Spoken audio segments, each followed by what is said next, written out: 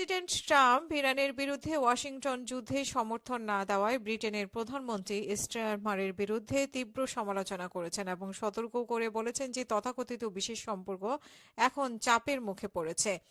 স্টারমারকে নিয়ে ট্রাম্প বলেন, তিনি সহায়ক নন। আমি কখনো ভাবিনি এমনটা দেখব, যুক্তরাজ্যের কাছ থেকে এমনটা আশা করিনি। দুই দেশের সম্পর্ক নাটকীয়ভাবে বদলে গেছে। ট্রাম্প বলেন, এটা আসলে ভিন্ন এক পৃথিবী। আপনার দেশের সঙ্গে আমাদের যে সম্পর্ক আগে ছিল এটা সম্পূর্ণ ভিন্ন ধরনের সম্পর্ক।